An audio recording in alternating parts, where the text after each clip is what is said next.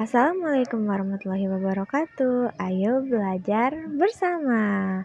Perkenalkan, nama saya Ika Restu dengan NIM 1220230026. Apakah kalian pernah membaca artikel di koran atau di internet yang berisi tentang suatu masalah? Nah, itu yang dinamakan teks editorial. Hari ini kita akan belajar tentang teks editorial. Apa sih teks editorial itu?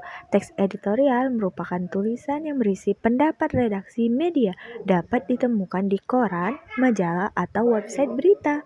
Topiknya tentang hal yang sedang hangat atau aktual. Tujuan dari teks editorial yang pertama memberi pendapat dari redaksi, yang kedua menjelaskan opini menggunakan fakta, yang ketiga membuat pembaca berpikir kritis. Kadang juga bisa mempengaruhi cara berpikir kita. Nah, bagaimana sih cara kita mengenali teks editorial? Yang pertama, topiknya itu penting dan juga terbaru. Yang kedua, bahasanya rapi dan juga logis. Yang ketiga, tidak memiliki nama penulis. Dan yang terakhir, opininya didukung oleh fakta. Selanjutnya, struktur dari teks editorial. Nah, struktur teks editorial yang pertama itu tesis, yaitu berisikan pendapat awal. Yang kedua, argumentasi, berisikan alasan dan juga bukti-bukti. Yang terakhir, penegasan ulang yang berisikan kesimpulan, penutup, dan juga untuk memperkuat opini. Dan berikut ini merupakan contoh teks editorial. Paragraf pertama merupakan tesis, paragraf kedua dan ketiga merupakan argumentasi, dan paragraf terakhir merupakan penegasan ulang. Paragraf pertama berisikan latar belakang dan pendapat umum yang akan dijelaskan lebih lanjut pada argumentasi. Dan paragraf kedua dan ketiga berisikan pendapat dan bukti nyata yang digunakan untuk memperkuat tesis pada paragraf pertama.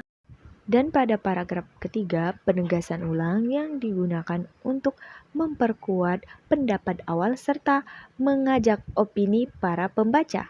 Diingatkan lagi kalau gaya bahasa yang digunakan dalam teks editorial harus menyesuaikan dengan sasaran pembaca. Editorial sering menggunakan bahasa yang formal, logis, dan juga meyakinkan, sehingga para pembaca dapat terpancing atau mengajak para pembaca untuk berpikir seperti apa yang dipikirkan oleh penulis. Dari yang sudah saya sampaikan tadi, dapat disimpulkan bahwa teks editorial adalah tulisan yang berisi pendapat atau opini media terhadap suatu peristiwa atau masalah yang sedang terjadi. Tujuannya bukan sekedar menyampaikan pendapat, tapi juga mengajak pembaca untuk berpikir dan juga peduli. Karena disampaikan dengan alasan dan bukti yang kuat, editorial bisa membentuk cara pandang masyarakat terhadap suatu peristiwa. Bagaimana? Sudah paham belum dengan penjelasan saya tadi?